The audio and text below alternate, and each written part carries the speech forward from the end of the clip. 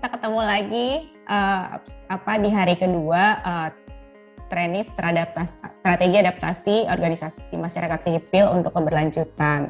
Masih dengan Mbak Kiswara sebagai fasilitator. Pagi Mbak Kis. Oke, nah sebelum saya kasih ke Mbak Kiswara, pengen nyapa-nyapa dulu nih ke teman-teman. Hari ini kayaknya ada wajah-wajah baru Mbak Kis. Ada Tante Dida. Halo Tante Dida, apa kabar? Waduh, pagi. Selamat pagi, soalnya suhu, aku harus hadir kemarin. Suhu hangat. Aku juga kaget tadi ngeliat ada Tante Dida. Jangan gitu dong. Halo Mbak Ki, selamat pagi. Ikutan ya Mbak. Kabarnya baik. Pagi Tia. Pagi Tante Dida. Ada juga Mas Andi dari KDM. Ada Bapak Moh David ya dari Sigma, ini kayaknya baru hadir hari ini. Selamat pagi semuanya. Udah pada sarapan? Boleh open mic? Ambil. Sambil sarapan. Hai Kak Leli, Mas Rianti, Ambil Mas sarapan. David, dan teman-teman back end. Oke deh, Kak Beng, sama Mbak Putri. Saya lupa memperkenalkan kemarin, jadi di 3 hari training ini kita ditemani juga oleh Mbak Putri selaku juru bahasa isyarat gitu teman-teman. Terima kasih ya Mbak Putri atas waktunya. Oke, kalau gitu waktu dan tempat saya persilakan kepada Mbak Kiswara. Silakan Mbak Kis. Terima kasih Katia. Tadi Katia sudah menyapa-nyapa semua orang, tapi aku juga ada beberapa yang aku nggak kenal. Terus mungkin dari yang kemarin hadir bisa sharing sebentar tentang apa yang kemarin dipelajari untuk teman-teman yang baru kali ini hadir. Tapi nggak boleh komentar soal fotoku ya. Mbak kan pasti hafal. Gimana Meska? Kemarin yang paling banyak respon waktu kita bahas apa? Paling banyak respon waktu bahas ini Mbak, analisis risiko kerentanan sampai kapasitas ya, yang tentang kapasitas ya. COVID, iya itu paling aktif. Terus yang paling nggak ada komentar yang mana nih? Kayaknya nggak ada yang benar-benar total silence gitu sih Mbak. Semuanya kalau melihat di 2 yang diskusi kayak di Jamboard itu berpartisipasi, baik tertulis maupun secara verbal. Wow, baiklah. Kemarin tuh ada satu yang membuatku terkenang itu yang paling berkesan ya, selain materi itu soal ini respon survei. Ada pertanyaan, mungkin teman-teman masih ingat. Apa strategi adaptasi yang paling berhasil? Terus ternyata nggak ada satupun yang menjawab saya akan bekerja di organisasi lain. Aku suka banget ya, aku terkenang-kenang sampai nggak bisa tidur, sulit makan. Artinya teman-teman masih punya kepercayaan bahwa bukan diri pribadi yang akan melakukan adaptasi, tetapi diri pribadi membawa organisasi menuju kepada proses adaptasi. Di satu sisi itu mengesankan, di sisi yang lain teman-teman pasti sudah harus mampu berhitung sejauh mana kapasitas diri pribadi ini mencukupi untuk mengorganisir organisasi yang terdiri dari manajemen, program, orang itu untuk bersama-sama beradaptasi, dan itu PR yang sangat sulit. Tapi karena PR-nya sangat sulit dan nggak ada satupun yang pengen cari kerjaan baru di organisasi yang lain, maka mungkin hari ini adalah sesi yang paling pas. Moga-moga begitu ya. Baik, jadi waktu itu aku pergi ke sebuah wilayah program, dan program ini, bukan programku maksudnya, dan program ini intervensinya itu ada di sektor vanili. Mungkin Anda yang pernah lihat pohon vanili atau mungkin belum pernah lihat. Nah, di belakangku ini inilah pohon vanili teman-teman. Terus aku bersama beberapa petani di sana, dan mereka meyakini bahwa vanili yang mereka produksi, yang mereka tanam itu vanili yang bagus. Nah, dalam diskusi itu setelah ada tukar menukar cerita, terus berkenalan gitu, aku tanya, Pak, bisa tolong tunjukkan vanili yang paling mahal nggak? Terus mereka datang dengan vanili itu sekeranjang gitu. Terus vanili yang bagus itu diserahkan, tapi dipegang pakai tangan. Terus aku kaget, Pak, kok dipegang pakai tangan? Iya, nih kita udah biasa begini, Ibu mau minta berapa kilo. Nah, jadi itu memberi satu inspirasi bahwa kadang-kadang kita tuh berpikir kita sudah memproduksi yang paling baik, kita sudah mengupayakan yang paling baik, tapi kita lupa satu hal yang kecil sebenarnya, yaitu bahwa vanili yang paling bagus itu sebaiknya tidak disentuh oleh tangan telanjang. Jadi itu seketika itu menurunkan harga si vanili ini. Dan hal itu terkenang bagiku secara pribadi, itu sering aku pikirin.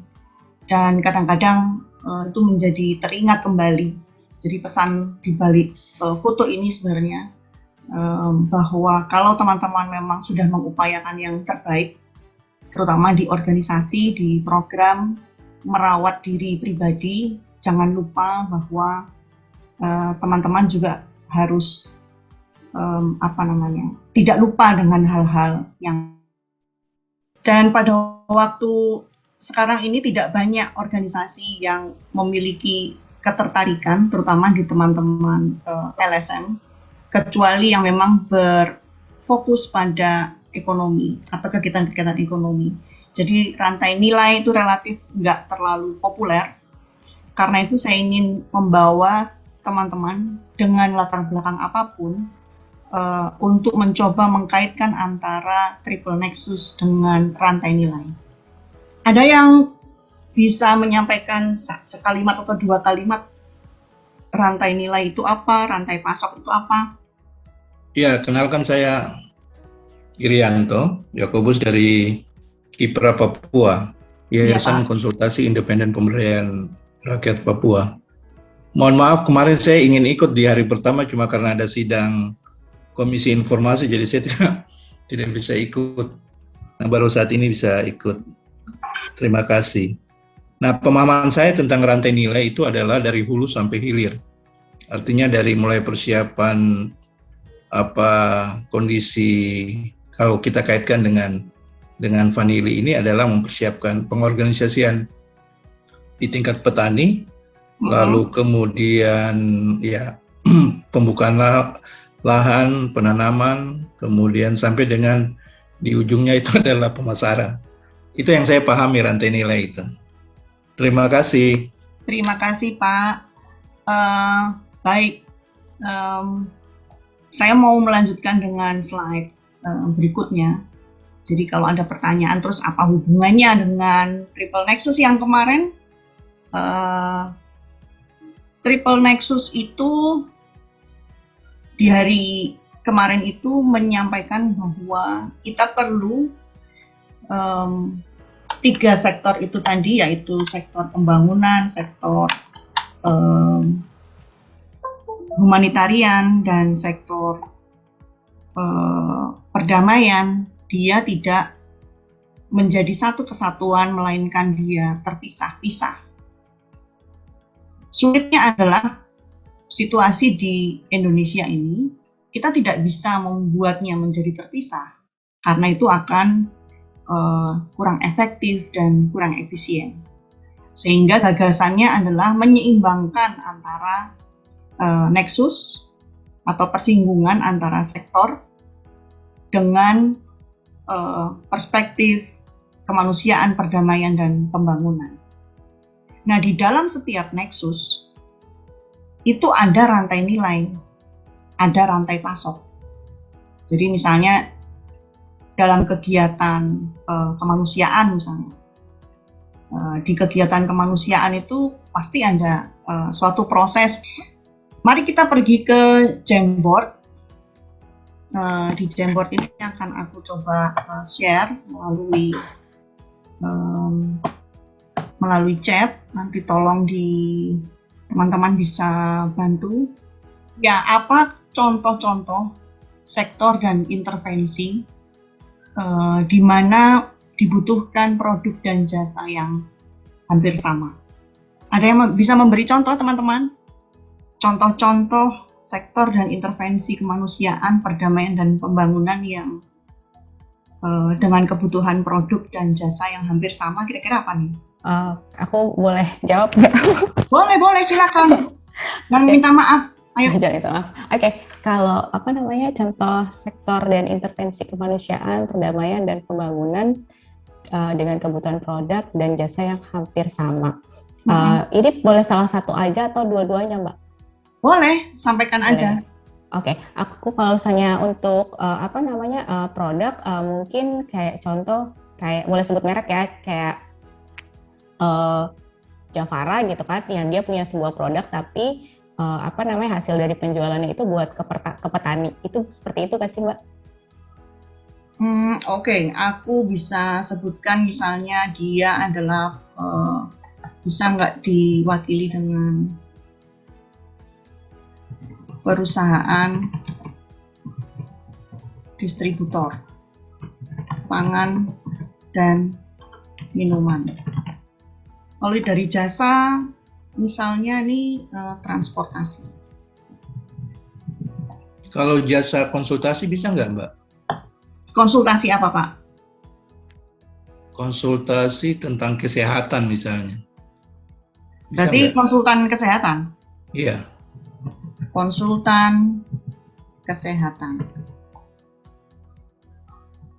Konsultan berarti orangnya ya? Iya, itu kan sektor jasanya kan. Atau firmanya. Baik. Iya. Terus apa lagi? Kalau layanan bantuan hukum, Mbak Kis? Layanan bantuan hukum. Oke, layanan bantuan hukum.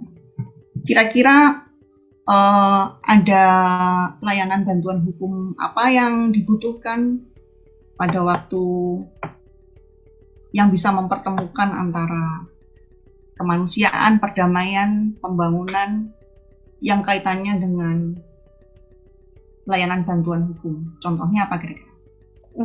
Contohnya kayak layanan pengaduan layanan untuk perempuan korban kekerasan seperti itu, Mbak.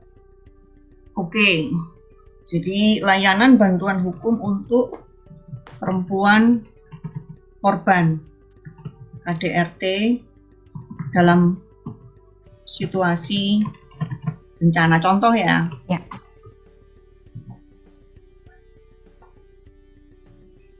Ada lagi? Terima kasih responnya. Dari sisi produk, apa kira-kira? Ya. Karena aku suka makan, maka aku akan tulis di sini makanan pokok dan air bersih, air minum. Pemberdayaan masyarakat melalui budidaya lele. Nah, budidaya lele ini untuk siapa? Misalnya di situasi bencana dan untuk pemulihan. Aku revisi ya, nggak apa-apa ya, maaf ya. Selain makanan pokok dan air bersih atau air minum, Obat-obatan boleh. obat-obatan. Jadi obat-obatan itu selalu dibutuhkan pada waktu bencana.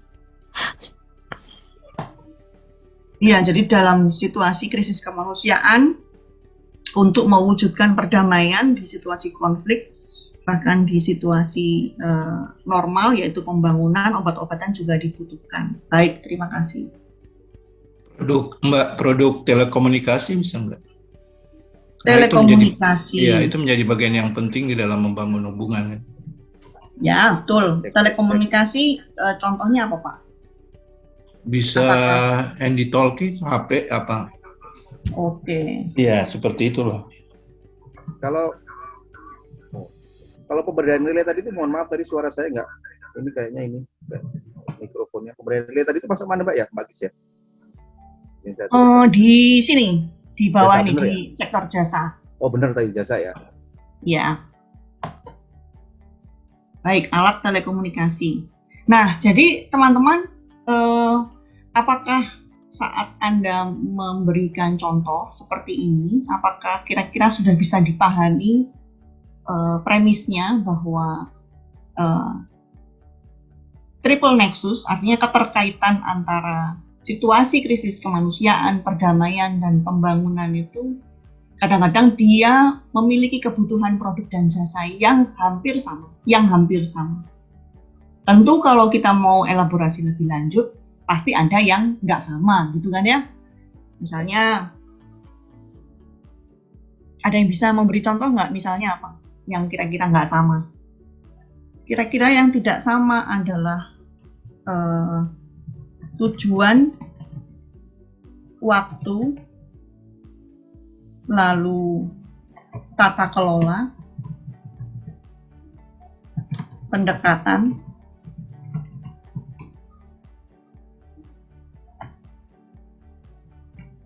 ini yang berbeda.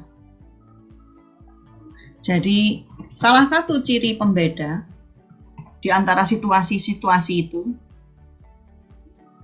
situasi krisis kemanusiaan, krisis upaya untuk mewujudkan perdamaian, itu salah satu ciri pembedanya adalah tujuan, waktu, tata kelola, dan pendekatan. Jadi ciri pembedanya adalah tujuan. Misalnya nih, tujuan dari adanya konsultan kesehatan dalam situasi krisis kemanusiaan itu kan berbeda dengan konsultan kesehatan yang dibutuhkan pada waktu siklus pembangunan atau perdamaian. Jadi kalau konsultan kesehatan itu dia pasti memiliki indikator yang jauh lebih jauh lebih bisa mengarah kepada, sebentar aku tulis lagi ya, ciri pembeda lainnya atau yang kedua adalah indikator. Ditunjukkan dengan indikator. Jadi pada waktu indikatornya itu jelas, karena apa? Indikator dalam intervensi di situasi krisis kemanusiaan itu harus berbeda dengan indikator di situasi pembangunan. Contoh, kalau ada krisis kebencanaan, maka dalam fase awal, fase emergency response itu dia harus 3 bulan. Tapi kalau dalam situasi pembangunan, nah dia bisa lebih lama. Bisa setahun mungkin dianggap setahun itu terlalu pendek, mungkin 3 tahun juga terlalu pendek, 10 tahun kepanjangan.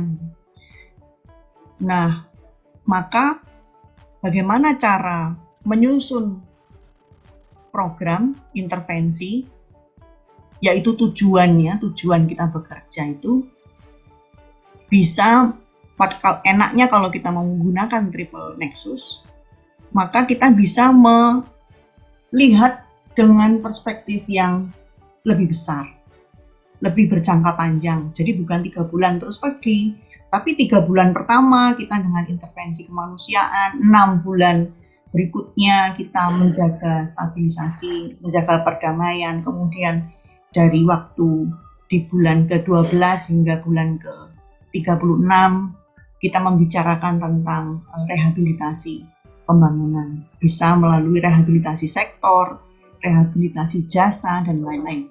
Sehingga sebenarnya menunjukkan kepada foto pertama tadi, yaitu rehabilitasi sektor Panili, itu contoh saja. Sebentar Pak Kis, mohon izin. Iya, silakan. Karena kemarin saya nggak ikutan, jadi saya coba untuk digesting dari penjelasan Mbak Kis mulai tadi pagi terkait ini. Mohon diklarifikasi, berarti kalau kita ingin bikin sebuah program intervensi itu memakai triple nexus yang ini Mbak ya, kemanusiaan, perdamaian, dan pembangunan ini sebagai salah satu 3 faktor yang harus diperhatikan gitu kan? Iya, betul. Oh, oke Mbak, ya saya pahami. Boleh dilanjutkan Mbak, karena kemarin saya nggak ikut, jadi saya harus catching up. Terima kasih Ya, terima sudah kasih, Mbak bertanya.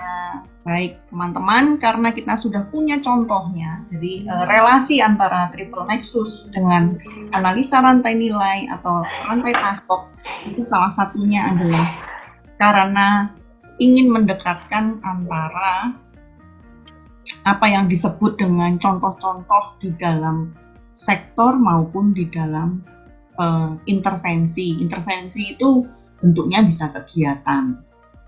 Karena kalau teman-teman kan ini background-nya hampir semuanya LSM ya, asumsi saya, kecuali kalau ada yang PT silahkan memberi klarifikasi. Baik, Porter membuat satu diagram. Kalau teman-teman dari pupuk nih jago banget membuat analisa ini. Saya memberikan revisi sedikit, saya membuat satu, bukan revisi, sorry. Saya membuat satu inovasi gitu, kecil-kecilan lah. Di bagian ini, laba. Ya, biasanya kalau yang latar belakangnya LSM non-profit mengatakan kita ini non-profit, Mbak. Tetapi pernyataan itu, mohon maaf, dengan hormat itu agak abu-abu. Ya. Kalau bahasa vulgarnya itu puritan. Karena sebenarnya yang kita cari, kita berharap ada profit dalam proses kegiatan yang diklaim sebagai non-profit. Karena kita membutuhkan profit itu untuk menjaga cash flow, untuk menjaga pendapatan, untuk menjaga agar operasional itu tetap berjalan, baik itu operasional dari sisi mikro atau dari sisi makro. Baik itu menjamin kemampuan kita dalam merespon. Kalau memang masih ragu-ragu, masih ingin menjaga baik-baik nilai dan dedikasi, biasanya mereka menggunakan istilah yang lain, yaitu mengganti istilah laba dengan balance menjadi bukan profit tapi paling enggak cash flow-nya terjaga. Ada lagi istilah yang lain, itu paling enggak overhead-nya tercukupi, atau menggunakan istilah lain yaitu untuk saving organisasi. Tapi sebenarnya sifat dasarnya adalah ada melalui beberapa upaya, yaitu efisiensi dan efektivitas atau kegiatan-kegiatan yang lain. Sebenarnya esensinya adalah mencari selisih dari semua aspek yang ada di kegiatan primary atau kegiatan utama di sini, mulai dari input, operation, output logistik, marketing dan sales, jasa dan layanan, itu diharapkan ada selisih. Teman-teman kalau orang Jawa bilang saru, kalau ragu-ragu menggunakan istilah laba ya udah diganti, di-delete menjadi selisih gitu ya. Kalau saya sih nggak malu-malu. Yang kedua, di bagian kegiatan sekunder, Porter mengatakan bahwa kegiatan sekunder itu adalah kegiatan yang sebenarnya bisa dipertimbangkan untuk entah itu dibuat lebih efisien atau lebih efektif, atau itu tapi intinya ada di sana, efektif dan efisiensi. Itu kalau dia mencakup pengadaan barang atau jasa atau procurement atau pengadaannya ya, yang sesuai dengan prosedur, kemudian pengembangan teknologi, tata kelola SDM hingga ke infrastruktur. Tapi ujungnya sama juga di bagian ini. Saya tidak malu menggunakan istilah laba karena itu menjelaskan target berapa selisih yang harus kita hasilkan dari setiap komponen kegiatan di dalam kegiatan sekunder ini. Tapi jangan keliru bahwa saya yang mengganti laba ini. Jadi Porter tidak menggunakan istilah laba. Tapi saya menggunakannya menjadi istilah laba dan saya yang memperkenalkan agar mendorong agar teman-teman yang non-profit juga setidak-tidaknya mengenal analisis ini untuk dipakai Apakah misalnya kita mengambil contoh vanili atau mungkin yang lain misalnya kelapa gitu, apakah itu bisa dipahami? Sedangkan di sektor profit biasanya mereka menggunakan, sektor non profit biasanya mereka menggunakan cara yang agak berbeda. Kalau ini saya bikin sendiri.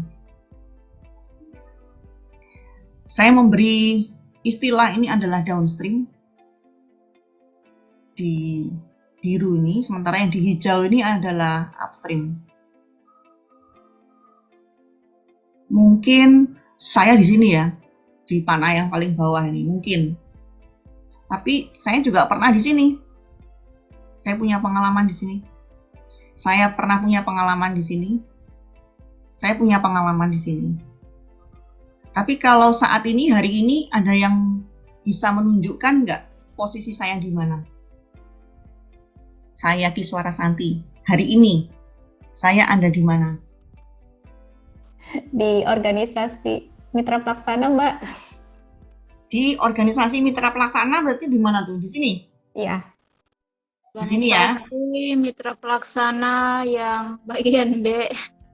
Yang bagian D yang ini. Tadi siapa tadi yang suara siapa? Tia, Mbak Tia. Bukan, setelah itu tadi aku Sarni, terima kasih Sarni menunjukkan posisi saya hari ini. Thank you very much.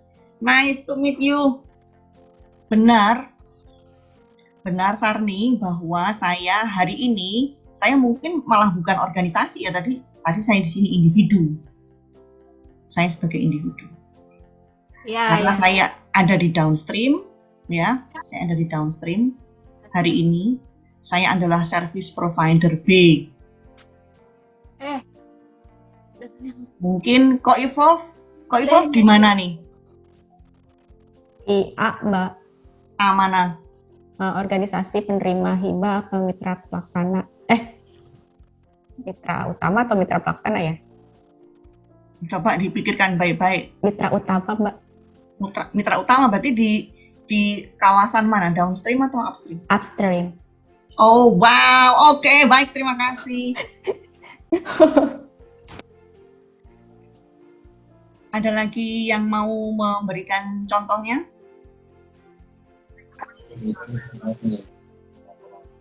Mbak Kis, mau nanya Mbak Kis. Silakan. Kira-kira bisa nggak ya sebuah organisasi, atau sekarang apa namanya, CSO ya? CSO itu tidak hanya berperan di satu upstream, tapi juga bisa di dua-duanya gitu istilahnya. Jadi selain sebagai pengelola, dia juga pelaksana gitu. Bisa nggak ya Mbak Kis? Atau pernah ada seperti itu nggak ya? Karena di sini kan kalau saya lihat kan rantainya kan panjang. Dari donor tidak langsung ke organisasi masyarakat atau tidak langsung ke beneficiaris, tapi ada beberapa organisasi di mata rantai itu. Betul. Nah, kira-kira bisa nggak dari donor terus langsung ke organisasi pelaksana, tapi dia juga mengelola hibah itu sendiri dan melaksanakannya gitu loh. Atau itu, menurut Mas Andi bisa nggak? Harusnya bisa ya. Harusnya bisa ya, karena dengan rantai yang di skema yang Mbak Kis share ini, saya ngeliat kok panjang banget ya ternyata rantainya gitu loh. Gitu. Panjang Mas. Ini juga saya sederhanakan karena di atas upstream, di atas donor ada donor. Nah, kalau di atas upstream, oke, mungkin ada, karena kan memang ada ya mungkin ya. Tapi ini jadi bisa Mbak ya, OSM selain dia juga main di upstream tapi juga main di downstream gitu loh. Aku nggak mau jawab Mas Andi. Seandainya aku bilang bisa, Mas Andi rencananya apa? Aku bisa kirim lamaran ya. Aku buka videonya sekalian. Seandainya Mas Andi, jawabanku adalah bisa, Mas Andi rencananya apa? Enggak sih, aku enggak merencanakan apa-apa, artinya. Loh, kenapa nggak merencanakan sesuatu? Enggak, karena aku memang di sini cuma sekedar peserta, jadi tidak punya rencana untuk bikin sesuatu, atau cuma saya bukan mengomentari juga sih, bertanya sih. Kira-kira bisa nggak ya sebuah organisasi itu dia main di upstream tapi juga di downstream gitu loh. Oke. Sayang sekali kalau Mas Andi nggak punya rencana. Artinya apabila itu disebut bisa atau tidak bisa, itu adalah ranah di dalam organisasi. Organisasi memiliki visi dan misi. Apakah dia mau berjangka panjang, mau berjangka pendek, apakah dia sudah memikirkan adanya adaptasi, apakah di dalam pendekatan triple nexus itu dia mau berhenti dalam humanitarian, ataukah dia ingin merambah ke sektor yang lain yaitu development atau peace building. Apakah dia akan membatasi dirinya sendiri untuk berada di kawasan seperti saya hari ini, yaitu di sini, di individual ini, ataukah dia menempatkan dirinya di sini, atau dia memiliki rencana jangka panjang untuk menjadi donor. Dan saya ingin mengatakan bahwa semua itu bisa dengan beberapa prasyarat tentu ya. Karena kan urutan-urutan dari urutan-urutan dari slide ini, kalau kita kembali ke sebelumnya diolah dari diagram Porter di slide 16 ini, kalau orientasinya adalah non-profit, artinya tidak perlu ada profit dan tidak menginginkan profit, tidak menginginkan selisih, dan itu hanya benar-benar menjaga cash flow, artinya duit masuk 1 miliar, dikeluarkan 1 miliar, maka dia tidak punya sistem yang bisa menjadikan dia menjadi donor. Karena uangnya habis, jadi dia menjadi pelaksana. Karena ciri dari organisasi pelaksana adalah berapapun yang dia terima ya harus dia keluarkan sesuai dengan yang sudah dijanjikan di dalam kontrak. Jadi kita kembali kepada motivasi, dan motivasi itu adalah bagian dari bagaimana kita menempatkan yang pertama-tama diri sendiri. Jadi itu tema hari ini, saya ingin ada di mana. Kemudian bagaimana saya bisa membawa organisasi menuju ke, bukan kotak sih, menuju ke arah yang kita inginkan. Terima kasih Mas Andi. Ada komentar yang lain, Bapak Ibu, teman-teman sekalian? Mohon izin Mbak Kis. Silakan. Ya, saya Stefan dari Manado, dari Manengkel Solidaritas. Kalau ngelihat chart yang seperti ini, sebenarnya kami ada di upstream sama downstream sih Mbak. Nah, artinya memang kalau untuk donor kami belum bisa menjadi donor. Tapi organisasi kami adalah organisasi sebagai pengelola atas hibah, ya seperti CSR dari beberapa perusahaan yang kami kerjakan sekarang sebenarnya. Iya. Ya kemudian di level downstream, ya kami juga mensupport untuk kelompok-kelompok masyarakat seperti itu. Untuk program dari atau kegiatan dari kelompok masyarakat itu sendiri. Oke. Jadi kalau tadi Pak Adi nanya apakah kita mau yang mana, ya kalau kami sih melakukan di upstream dan downstream, tapi untuk tahap donor kami memang belum bisa. Meskipun tadi kalau di slide nomor 16, ya memang kami berpikir juga sebagai lembaga pada saat kami kehabisan dengan donor yang kami dapat, dengan nilai yang kami dapat, kami harus bisa survive untuk jangka panjang. Jadi otomatis ya kami harus ada secure pada saat donor berkurang gitu Mbak. Ya, terima kasih. Ya, terima kasih. Bisakah disebutkan siapakah customer itu bagi Anda? Customer itu siapa? Klien itu siapa? Itu kalau kami sih dari dampingan kami, kita punya customer. Donor itu bisa nggak sih disebut klien kita, Mbak? Bisa dong, kalau kita memang bekerja untuk kepentingan donor. Ada yang menjawab di kolom chat, Mbak, penerima maaf, program. Okay, ya. Bisa dong dia menjadi donor itu adalah klien dan adalah customer kalau memang kita bekerja untuk kepentingan mereka. Karena kita mendapatkan uang dari mereka, kita mendapatkan assignment dari mereka, dan kita menjalankan program-program mereka. Contoh, ini ada pembukaan proposal nih, dibutuhkan mitra LSM untuk pemberdayaan masyarakat di Indonesia dengan indikator penurunan emisi gas rumah kaca sebesar 100 kiloton.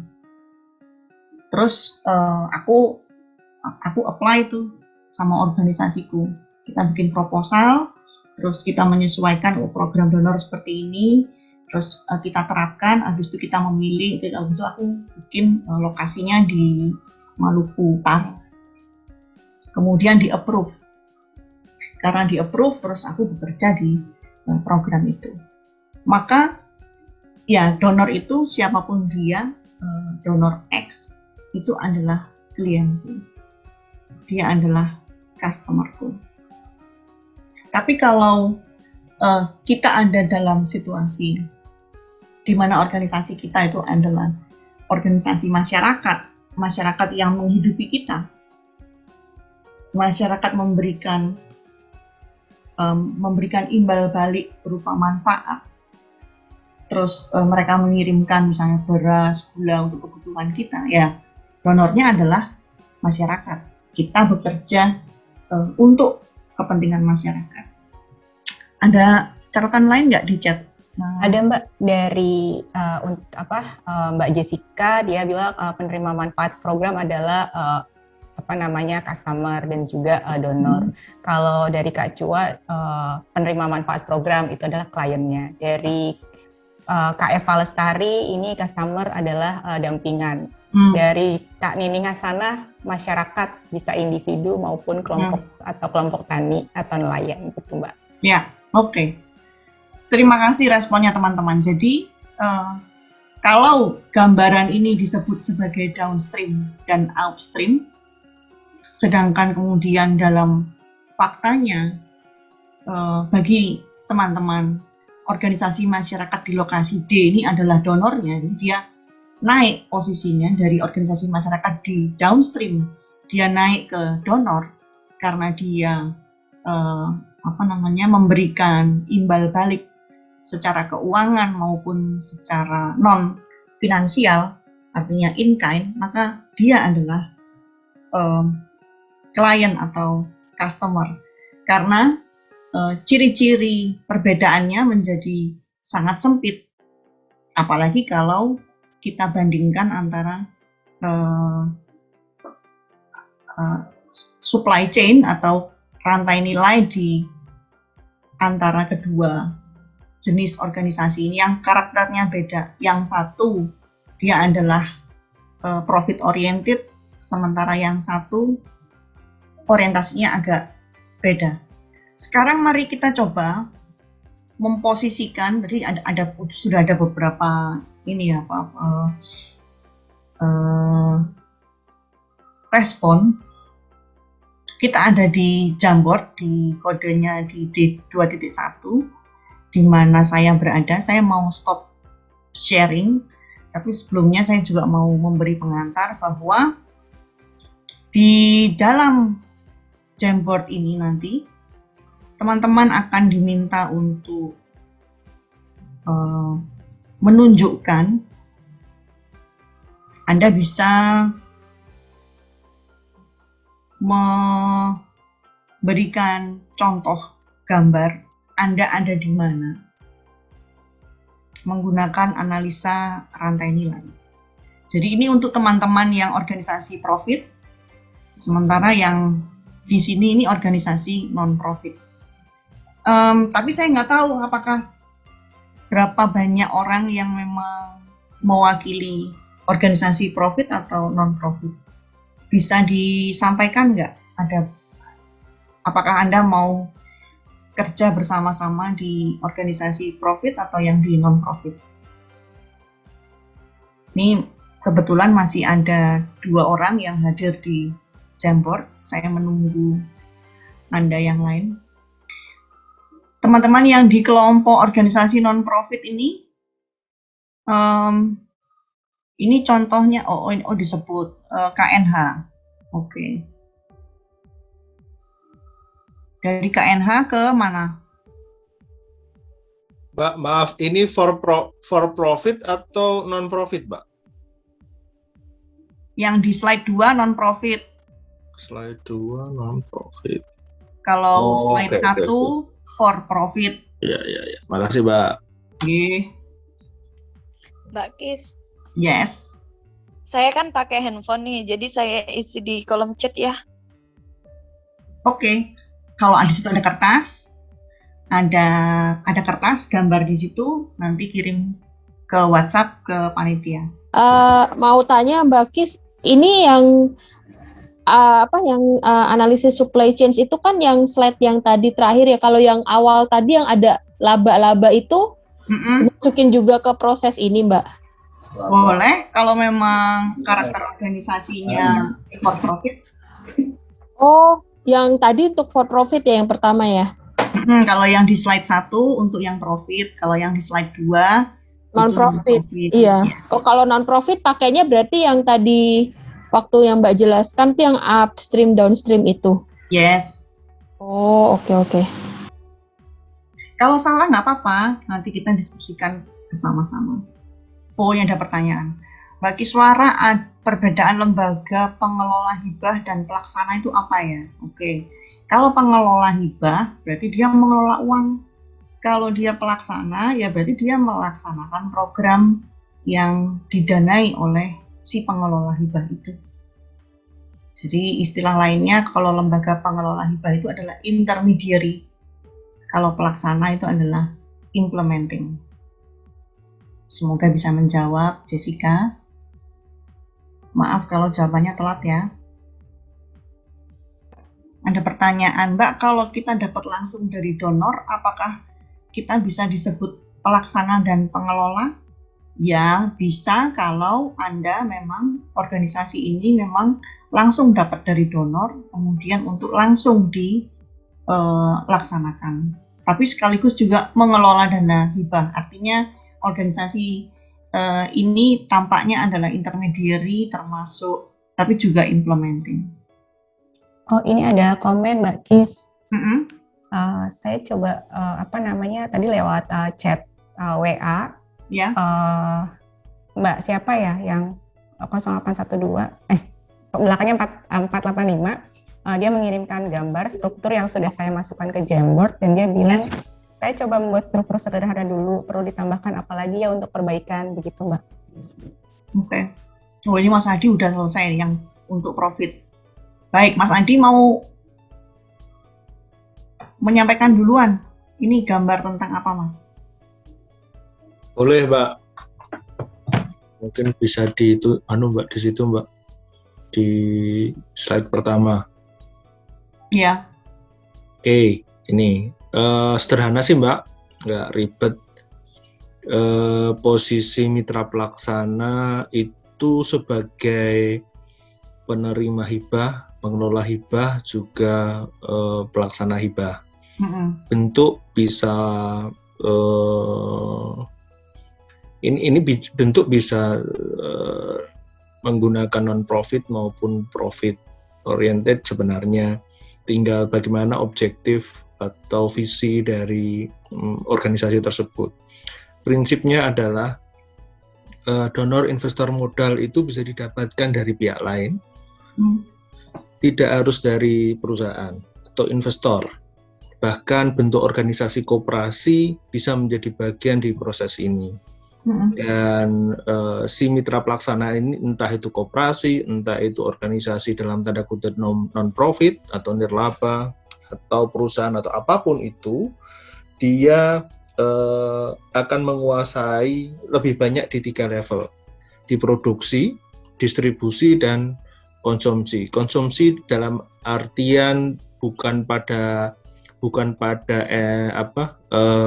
level terakhir, tapi terkait pada layanan. entah itu market, entah itu, tapi sifatnya yang paling dekat dengan konsumen. Dia bukan distribusi murni, tapi juga layanan terhadap konsumen. Saya asumsikan sebagai konsumsi untuk memastikan produksi itu terdistribusi sampai pada konsumen. Di situ profit bisa dikembalikan ke donor, investor, dan modal, tetapi laba bisa langsung digunakan oleh mitra pelaksana sebagai modal yang berulang. Ya. Dan proses ini tergantung sifat atau visi dari mitra pelaksana sebenarnya. Apakah dia profit murni bahwa ini organisasi ini adalah privat, artinya dia milik satu orang dan dimodali dia sendiri, atau modal dari pihak bank atau apa yang kemudian dikembalikan, selisihnya menjadi labanya, atau kalau koperasi bisa di-share atau apapun itu. Dan model-model seperti ini saat ini sedang muncul di beberapa model donor yang donor untuk organisasi non-profit yang menjadi bagian dari alat analisis ketika mereka kerja di lapangan. Misalnya mereka harus menghitung ROI, kalau nggak salah, return of investment, kira-kira untuk 10 tahun ke depan, kira-kira apa manfaat atau laba dari situ, baik itu laba dalam bentuk uang, cash, atau modal sosial yang itu kemudian bergulir di tingkat masyarakat sehingga putaran uangnya itu meningkatkan kesejahteraan masyarakat. Ya. Itu setidaknya yang saya pahami terkait dengan organisasi profit dengan orientasi sosial entrepreneur. Itu Mbak, terima kasih Mbak. Terima kasih Mas Adi. Yang Mas Adi pahami, apakah bagan ini bisa lebih efektif dalam situasi krisis kemanusiaan atau upaya perdamaian atau di situasi normal, artinya situasi pembangunan? Fase mana yang paling bisa membawa manfaat? Semuanya bisa memberikan manfaat, tinggal bagaimana strateginya itu dilaksanakan. Tetapi memang harusnya pada tingkatan krisis itu tidak bisa dilakukan, tapi rehab rekon relatif bisa dilakukan. Kalau kita bicara dalam konteks bencana pada saat krisis, pemahaman saya bahwa kata kuncinya adalah bagaimana pihak lain itu menjamin penghidupannya itu berjalan agar dia survive dan dignity, dia bermartabat dalam hidupnya. Ya. Tapi kita pahami, kalau banyak orang di sana mengatakan tidak bisa kita mengatakan pada saat krisis mereka tidak punya kapasiti. Pasti punya kapasiti. Tinggal bagaimana men-trigger kapasiti mereka untuk sampai pada tahapan tertentu tingkat krisis mereka terkurangi. Artinya bahwa kita harus memahami, memetakan dengan benar bagaimana pada saat krisis itu setiap orang, setiap komunitas itu punya kapasiti untuk hidup kembali dengan lebih bermartabat. Peluang-peluang itu banyak kita dapatkan. Saya masih ingat ketika di Aceh, orang miskin terdampak, survivor dia, tetapi dia mampu bangkit ketika dia melihat banyak relawan yang butuh air. Kemudian dia memanjat kelapa, mengambil kelapa muda, dan kemudian dia jual. Artinya dia punya kapasitas untuk survive lebih baik. Dari yang miskin dulunya, kemudian itu menjadi tren, dan semuanya orang punya itu. Di ruang-ruang itu mereka punya peluang sebagai individu atau kelompok kecil masyarakat. Ya. Di lain misalnya di Kulawi kita tadi ketemu vanili yang itu punya daya survive yang tinggi dengan nilai harga yang besar juga. Di beberapa tempat tinggal bagaimana kita memanfaatkan itu menjadi satu peluang yang kalau orang bencana mengatakan development yang pembangunan yang pasca bencana itu kan pasti krisis, tapi setelah itu kita harus bisa membuat dia lebih baik lagi dibandingkan sebelum bencana. Dan itu ruang itu menjadi peluang bagi organisasi masyarakat sipil, khususnya bicara masalah kemanusiaan, untuk membangkitkan ruang-ruang baru, potensi baru untuk bisa lebih bangkit dan lebih baik lagi. Gitu, Mbak. Terima kasih, Mas Adi. Saya mencatat di sini kapasitas individu itu berbeda dengan kapasitas organisasi. Jadi daya letup energi dari individu itu memang kadang-kadang jauh lebih cepat, lebih efektif kalau dilakukan oleh dirinya sendiri. Jadi tadi Mas Adi memberikan contoh tentang seseorang yang memiliki inisiatif untuk mengambil kelapa karena ada banyak relawan yang haus. Nah, individu ini bisa jadi dia bertemu dengan individu-individu yang lain kalau dia nggak punya organisasi, atau dia membangun sebuah komunitas supaya lebih banyak, dia menyesuaikan berapa ratus orang yang butuh kelapa, maka dia akan mengorganisir puluhan orang untuk memanen kelapa dan kemudian menjualnya. Sehingga kemudian bisnis itu bisa perlahan-lahan muncul. Tapi niat awalnya mungkin adalah dia kasihan melihat relawan yang haus dan lapar, sementara dia melihat ada kelapa di situ dan dia mengambilnya. Jadi motivasi utama dia mungkin bukan melulu profit ya, tapi ada motivasi kemanusiaan yang dia lihat. Terus orang yang membayarnya dengan uang itu juga tidak uang yang tidak cukup untuk beli rumah, tapi uang ini adalah imbal jasa dari inisiatif dia naik, ditambah energi Bapak ini naik, ditambah energi menurunkan kelapa, ditambah kemudian harga sebutir kelapa dari proses tumbuhnya kelapa dari nol, dan kemudian ada elemen lain yaitu kenikmatan yang diberikan di dalam satu buah kelapa. Jadi kalau di fase normal itu mungkin dia akan memberi harga sekitar 50.000 karena dia harga 50.000 itu terdiri dari akumulasi beberapa komponen-komponen biaya. Terima kasih Mas Adi. Tapi kadang juga model valuasinya rada berbeda, Mbak. Bukan ya memang orientasinya dia butuh cash. Karena sudah dia nggak punya apa-apa dan dia melihat peluang bisnis itu pada saat memang ada kebutuhan itu, ada demand. Pelembagaan itu kadang-kadang bisa muncul, bahkan kadang-kadang nggak juga pelembagaan bisnis ini karena dianggap kompetisi kan. Nah, itu juga menjadi penting. Mungkin dalam bentuk lain juga akan kasuistik, ada hal-hal ini akan berbeda. Maka sudut pandangnya juga, cara analisis juga kadang-kadang kita juga melihat beda juga. Ada yang memang bisnis murni, memang karena ingin menolong kemudian dikapitalisasi oleh relawan. Oke lah Pak, saya bayar sekian aja karena ini sekalian bantu, bisa aja karena rasa kasihan. Tetapi ada yang cukup menarik adalah inisiatif muncul pertama itu loh Pak. Itu yang menarik sih, karena ada ruang kosong yang itu nggak diisi sama sekali, di mana pada saat itu kalau bicara Aceh itu kan sudah konflik, kena disaster kayak gitu kan. Iya. Itu sih Mbak di pikiran saya ketika bermain di sana. Ya, terima kasih banyak ceritanya. Jadi aku lagi mencatat omongannya Mas Adi tadi tentang motif awal.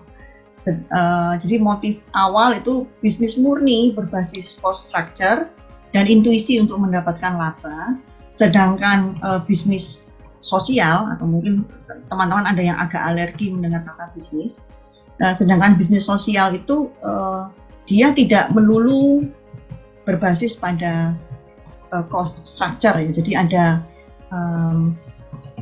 sebentar aku lagi nulis, dan inisiatif untuk menolong atau berbuat baik lah katakanlah, bukan itu berbuat baik. Baik, catatannya udah jadi moga-moga bisa terlihat. Mas Adi masih punya poin atau kita bisa lanjut ke slide berikutnya, ke frame berikutnya? Coba kalau aku Mbak. Oke. Di frame berikutnya, teman-teman, ada beberapa gaya ya ini bukan soal benar atau salah, tapi soal apa yang informasi apa yang sudah Anda miliki, sudah diolah, berangkat dari triple nexus dan supply chain, dan kemudian digambarkan posisi Anda saat ini, situasi yang sedang Anda lalui. Tapi gambar ini terlalu kecil, mungkin ada yang mau menceritakan kayak tadi Mas Adi, 1 atau 2 perwakilan sehingga kita bisa saling memberikan catatan. Silakan. Iya Mbak, saya Yosua dari Dreamhouse. Kalau kami itu saat ini, kalau sebelumnya kan kami ada di bawah mitra donor masih ke ICCO ya, sebelum ke kami sebagai mitra pelaksana. Mulai periode ini kami ada di donor dan langsung ke mitra pelaksana dan ke penerima manfaat. Kita saat ini baru sampai di tahap itu Mbak, untuk melaksanakan proyek, belum masih belajar dan memikirkan bagaimana bisa meningkatkan kemampuan untuk pada tahap, karena ini baru sekali dan sangat membuat kami juga tertantang untuk bisa melihat bahwa ada banyak model yang cukup bagus yang menantang kami untuk bisa bekerja selanjutnya. Itu Mbak. Iya, terima kasih catatannya. Jadi memang kalau kita melihat di beberapa model ini, teman-teman dari bisa saling belajar gitu ya. Mungkin pasti gambar ini bisa dipahami lah, meskipun masih sederhana, tapi bisa memberi kita inspirasi. Terima kasih. Dari teman-teman yang warnanya oranye nih, ini siapa nih? Ini kayaknya hampir sama ya dengan Daud Sebang ya. Yang ini juga ya, yang biru ini. Benarkah begitu? Yang dilingkari ini kan Anda sekarang ya? Halo Mbak. Ya. Yang orange tua ini ya? Ya, itu saya yang menuliskan. Ya. Iya, itu posisi kami sepertinya saat ini. Jadi saat kami ini ya? Ya, kami menjalankan dari beberapa, alhamdulillah beberapa donor. Kemudian artinya menerima hibah dari donor sekaligus pengelola hibah. Kemudian baru kami sampaikan ke kelompok masyarakat sebagai penerima. Jadi lebih ke kelompok-kelompok gitu sih Mbak. Oke. Terima kasih. Ya, makasih Mbak. Yang biru ini juga hampir sama ya. Jadi dari donor, kemudian Anda sekarang adalah mitra pelaksana. Kemudian yang ini juga embun pelangi. Jadi embun pelangi ada di downstream saat ini. Lalu yang di sini, yang di bagian bawah ini, Anda sekarang di mana? Di biru bawah. Terima kasih teman-teman sudah membagi gambarnya. Baik teman-teman, jadi tadi kita melihat beberapa contoh model dan bagaimana kita mau melihat, kalau misalnya kita ada di tengah, kita melihat ke mana ya supaya nggak terlalu struktural ya. Kalau kita melihat ke kiri tadi, kalau yang kiri apa tadi? Kalau dari kiri ke kanan, yang kiri apa tadi, Bapak Ibu? Yang kiri adalah awal, yang kanan adalah akhir. Jadi klien konsumen dalam suatu rantai produksi biasanya ada di atas kita ya, di upstream. Sedangkan kita biasanya mungkin ada di sini. Tapi ada juga posisi-posisi yang dia tidak ada di dalam rantai pasok primer. Dia ada di luar. Misalnya dalam gambar yang lebih rumit, misalnya adalah letak dari pemerintah sebagai pemilik otoritas atau regulator yang dia mengatur standar bagaimana pajak, bagaimana standar bantuan dan lain-lain. Sebagai regulator dia tidak ada di dalam rantai pasok atau rantai nilai, dia di luar. Nah, LSM biasanya itu juga tidak ada di dalam rantai ini, kecuali dia memang memiliki suatu bisnis model tertentu yang bisa membuat dia berada di dalam proses dan tidak di luar sebagai watchdog. Artinya kalau sebagai watchdog kan dia menjalankan fungsi-fungsi yang independen, yang bebas. Tidak ada yang bisa mengatur dia harus punya program ini atau punya program itu. Kelompok-kelompok aktivis itu biasanya juga menolak untuk berada dalam satu rantai produksi atau rantai nilai. Nah, tadi saya tertarik dengan statementnya Mas Adi di awal. Pertanyaan dia adalah, bisa nggak kalau kita itu berada di upstream dan bisa ada di downstream? Ya, tentu bisa. Karena ini tinggal bagaimana, saya menggunakan istilah bisnis, yaitu disebut dengan bisnis model. Terus saya tambahi di situ ada cerdasnya, jadi bagaimana caranya membuat situasi yang secara tidak langsung itu mengubah posisi kita dari yang awalnya ada di bagian paling bawah, yaitu dia adalah katakanlah penerima manfaat gitu ya, atau yang strukturnya itu menurun gitu, rantainya panjang tadi katanya, dan kita ada yang di paling bawah, untuk kemudian mengubah posisi kita menjadi yang ada di upstream. Salah satu cara yang sudah saya praktekkan dan saya suka dengan pendekatan ini, secara pribadi saya suka, ini adalah membuat bisnis model. Nah, ada beberapa bisnis model ya. Yang kiri ini biasanya disebut sebagai canvas, sebagai canvassing. Jadi bagaimana caranya meletakkan semua informasi dalam satu halaman. Sementara yang di sebelah kanan ini dia membedakan menurut relasinya. Jadi ini disebut sebagai B2B atau business to business. Ini adalah B2C atau business to consumer. Di Google ada banyak. Kalau teman-teman mau browsing ke Google untuk memverifikasi atau mau berlatih, itu ada banyak di sana. Dan bisa diuji coba. Bisnis Canvas ini yang menarik di sini ini, karena kalau Anda berlatih dengan baik, sebenarnya bisnis Canvas ini adalah inti dari proposal project, tentu dengan beberapa catatan. Catatannya adalah, kalau kita bandingkan lagi ya, aku mau lompat ya ke slide 17 ini. Di sini kan Anda lihat nih ada laba di sini ya. Semua urusannya di laba. Sedangkan kalau di slide ini, di slide 18 ini di sini Anda bisa lihat ada perbandingan antara cost structure dengan revenue. Atau revenue itu ya belum bisa disebut sebagai laba sih, tapi ya lumayan lah gitu untuk membuat pengeluaran dan pendapatan kita ini agak-agak seimbang gitu ya. Jadi intinya ada di sini, Bapak Ibu. Anda yang ada dalam posisi manajer, Anda harus pandai melihat apakah cost structure itu untuk menjalankan kegiatan proyek terutama itu bisa menghasilkan revenue. Dan revenue-nya itu harus mengalir.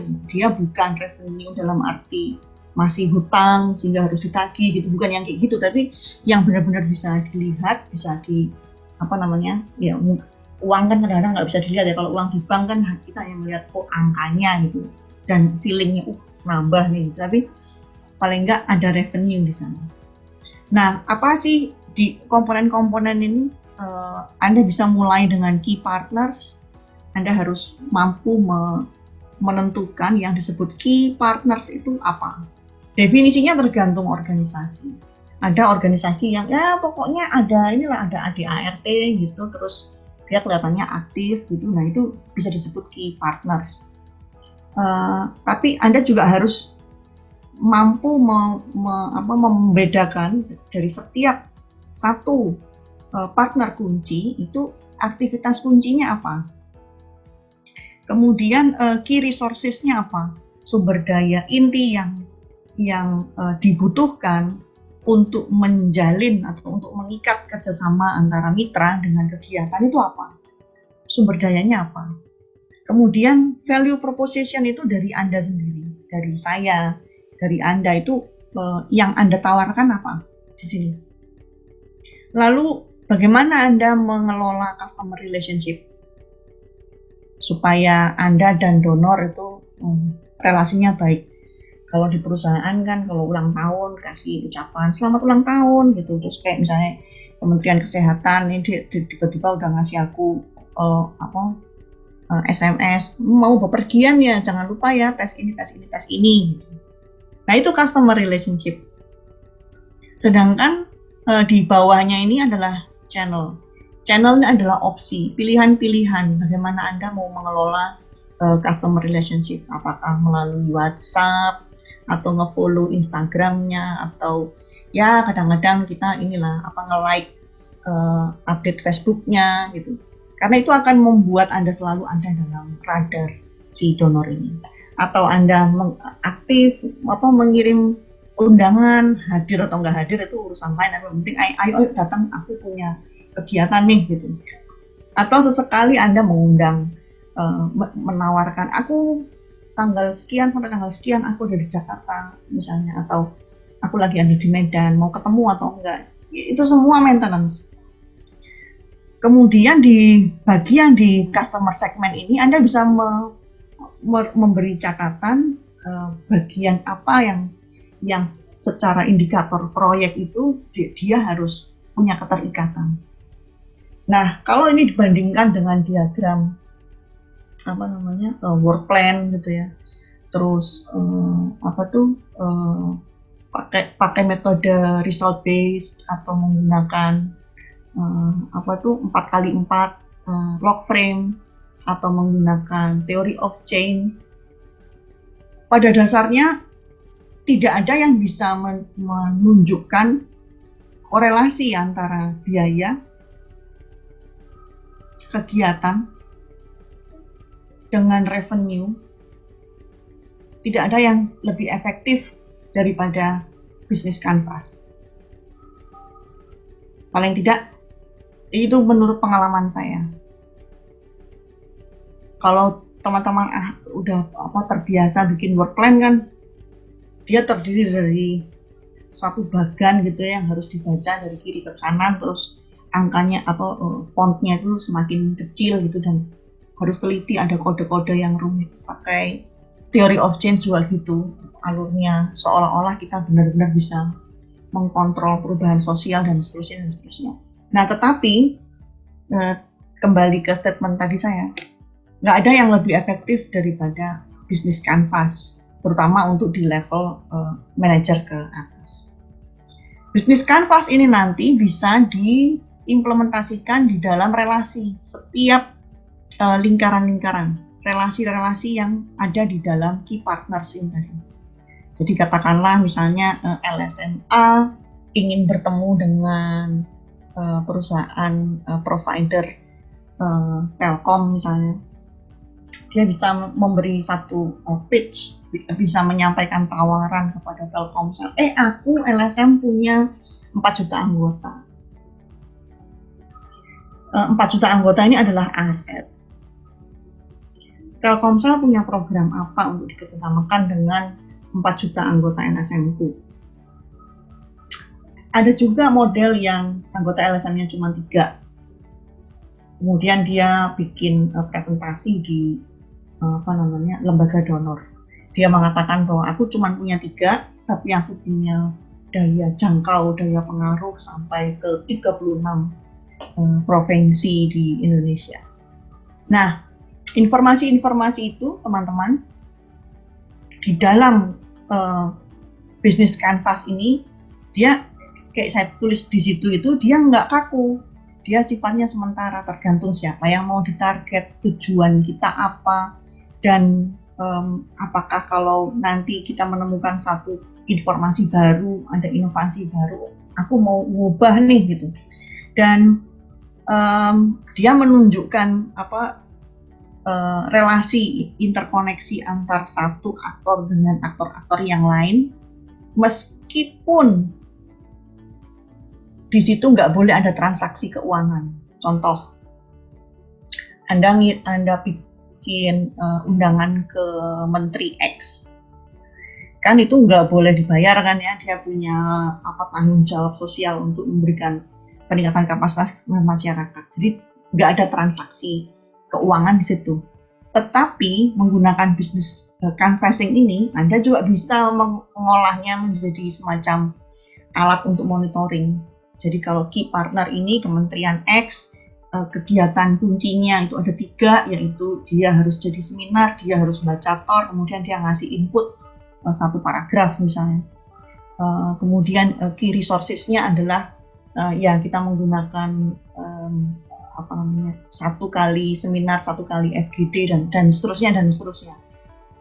Jadi nantinya cost structure itu, karena di situ nggak boleh ada transaksi, tapi kan Anda harus mengalokasikan biaya transportasi dari staf untuk ketemu si Bapak Menteri ini, kemudian Anda harus membiayai makannya, terus biaya kuotanya dan lain-lain.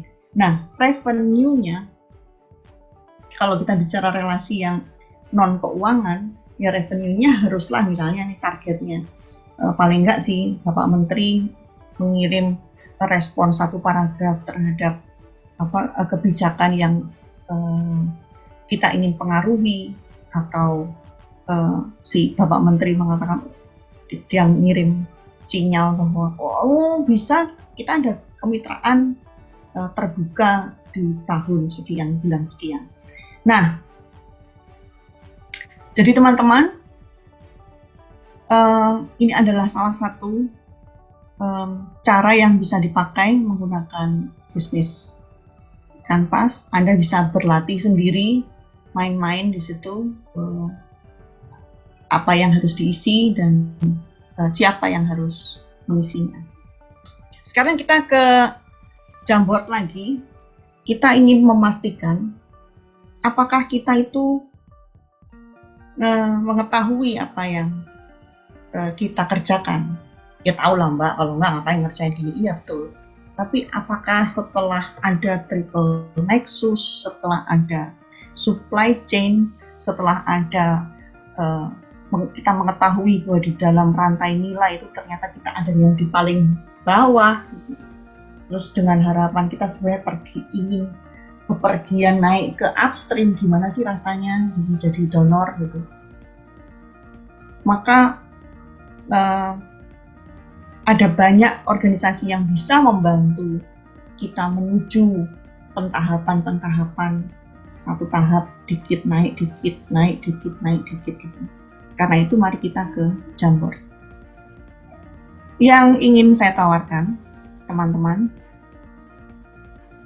adalah Anda mencari, kemudian menemukan daya titik temu, titik perbedaan, dan bagaimana Anda bisa menemukan teman seiring dan teman sejalan.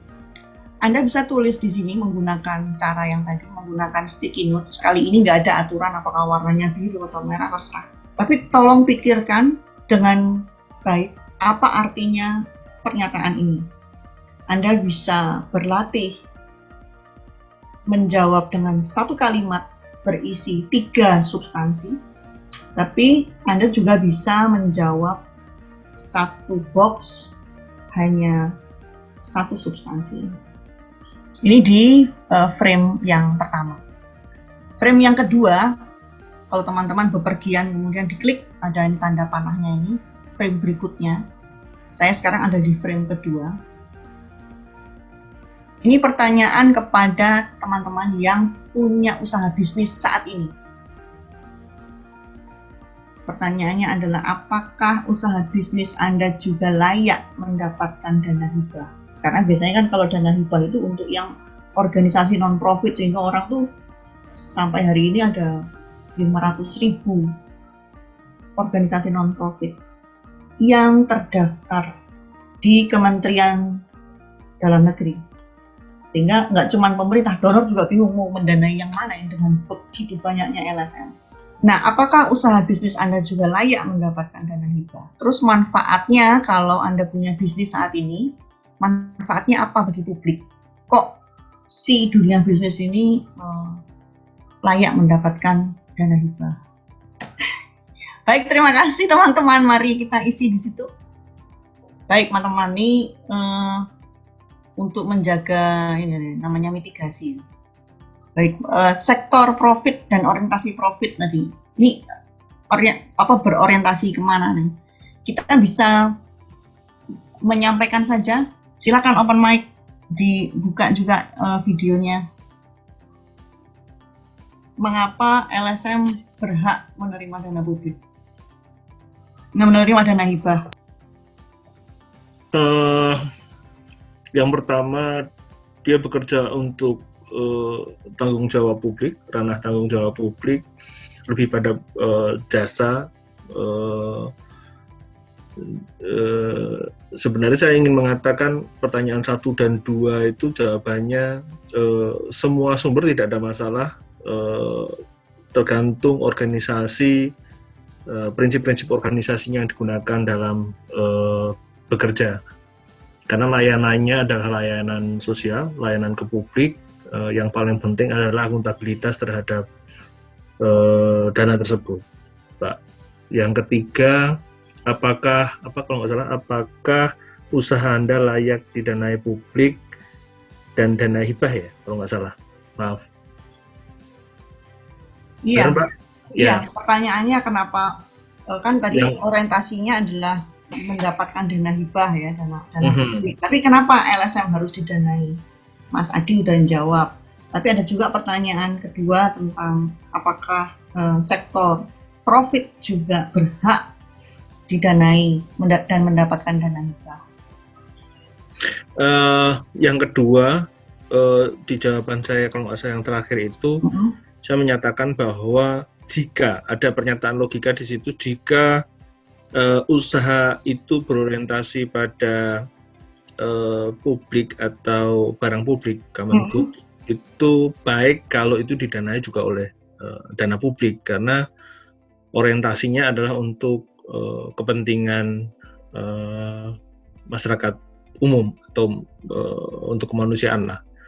Jadi tidak ada masalah, tinggal bagaimana akuntabilitas terhadap itu. Jadi nggak ada masalah antara dana publik dan dana hibah, karena orientasinya memang untuk kepentingan pemenuhan hak dasar misalnya. Itu Mbak, alasanku Mbak. Iya, makasih Mas. Ada yang lain? Aku suka fotonya Bang Akbar nih, dari Embun Pelangi. Soalnya backgroundnya ada pohon kelapanya. Tadi mirip seperti ceritanya Mas Adi tentang orang yang naik pohon kelapa. Ya, Mbak, saya nggak ngidupin video. Iya, nggak apa-apa. Soalnya pakai data tuh. Nggak apa-apa. Makanya nggak stabil. Kalau menurut saya, kenapa layak nggak sebenarnya LSM itu mendapatkan dana dari masyarakat gitu ya, Mbak ya? Ya, layak Mbak, karena kan sebenarnya LSM ini kan sebenarnya sebagai perwakilan ya untuk masyarakat terkait keresahan atau hal-hal yang nggak bisa didapat masyarakat saat ini gitu. Banyak kita sebagai penyambung lidah, walaupun kita bukan anggota dewan. Menurut saya sih layak.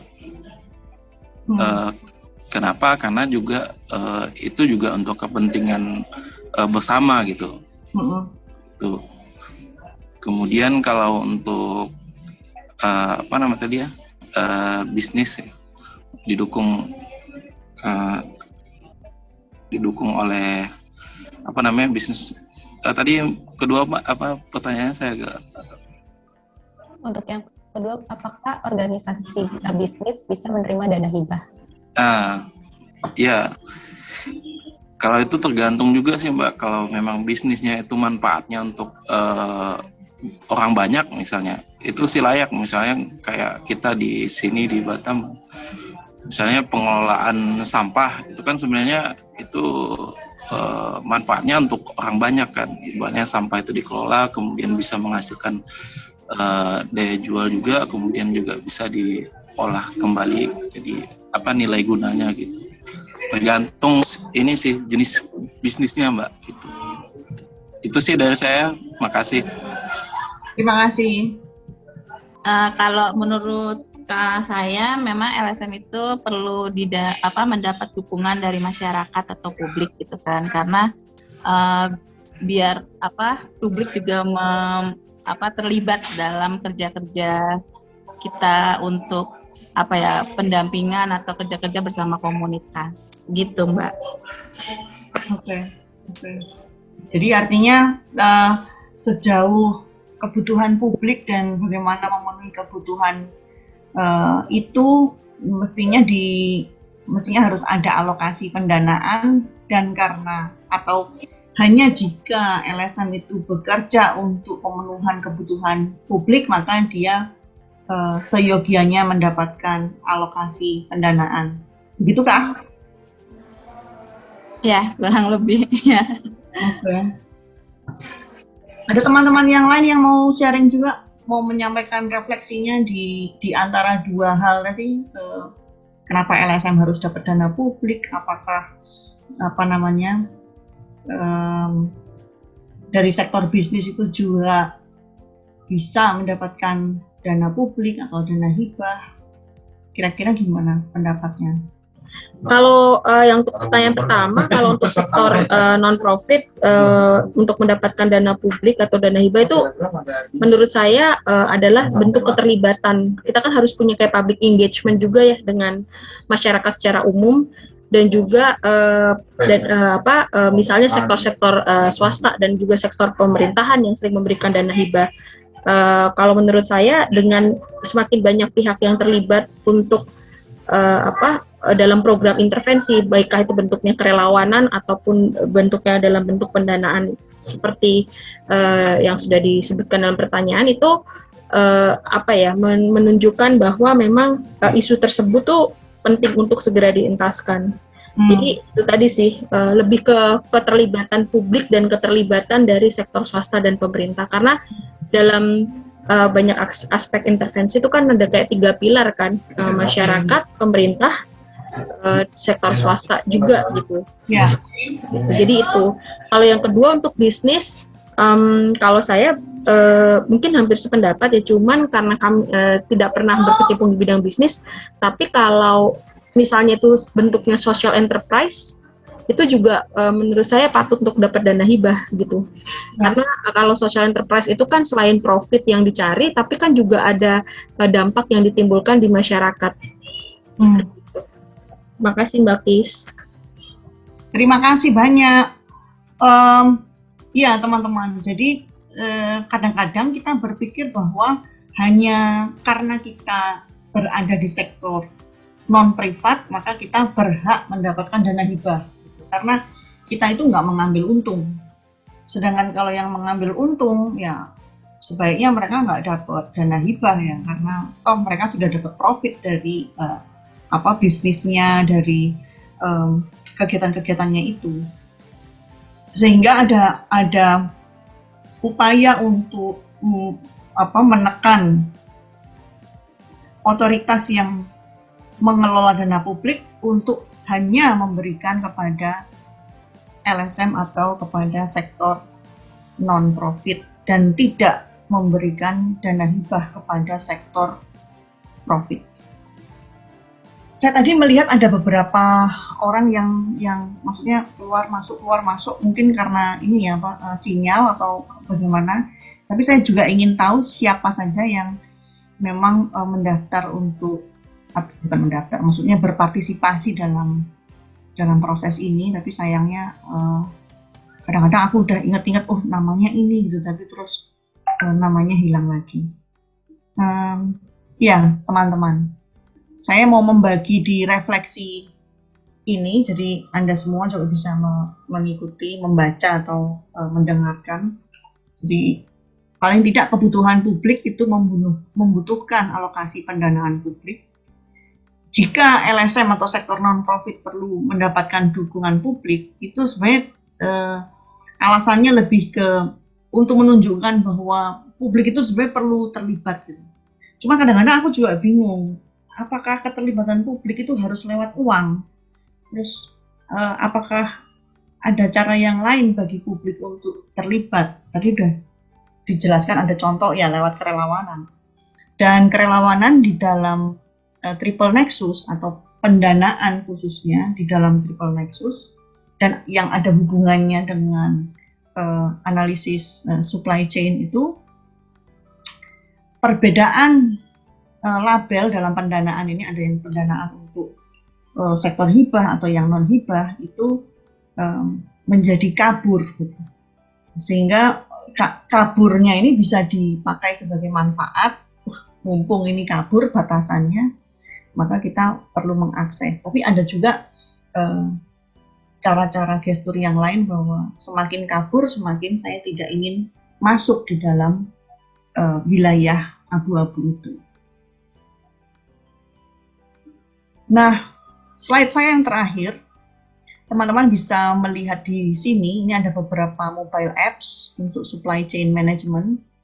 Jadi ada banyak apps yang sudah bisa dipakai untuk mengelola supply chain mereka, yang artinya donor pun juga memiliki apps untuk memasukkan kita dalam daftar mereka, dalam apps aplikasi mereka, meskipun mungkin bukan mobile apps tapi lebih ke dashboard, jadi lebih ke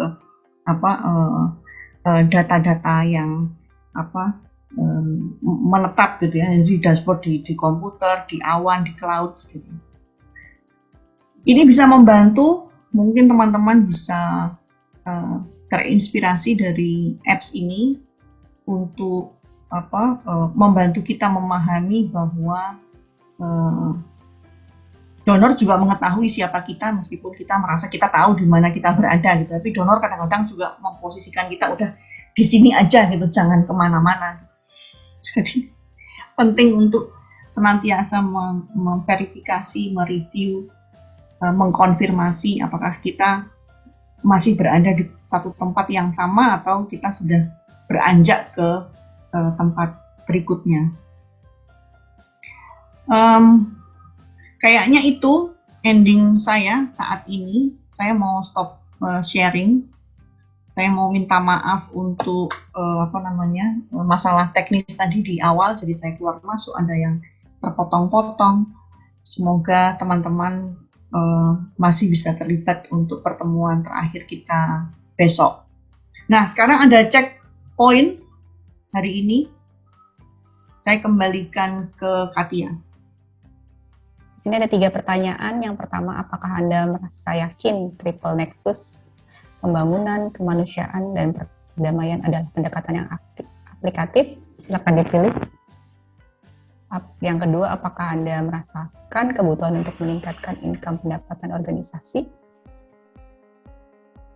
Yang ketiga, bagaimana cara meningkatkan income atau pendapatan organisasi yang pada akhirnya memberi kesejahteraan pada individu di dalam organisasi? Dari pemaparan Mbak Kis dari pagi sampai siang ini, sebenarnya cukup rumit ya Mbak, kalau menurutku. Ya, jujur. ketika organisasi masyarakat sipil gitu kan yang sudah terbiasa menerima dana hibah, tapi sebenarnya kita juga harus memikirkan gitu kan, sebenarnya apalagi sih gitu kan yang bisa kita dapatkan gitu kan, tidak hanya dana hibah tetapi kita juga bisa memberikan impact kepada masyarakat gitu ya Mbak. Dan juga bagaimana kita berkolaborasi dengan pihak-pihak lain gitu ketika kita memiliki sebuah istilahnya karena tadi nyebutnya bisnis gitu kan, jadi terbiasa jadinya ngomongin soal bisnis, karena bayanganku organisasi ini adalah juga sebuah bisnis begitu. Bukan begitu Mbak? Mohon klarifikasi.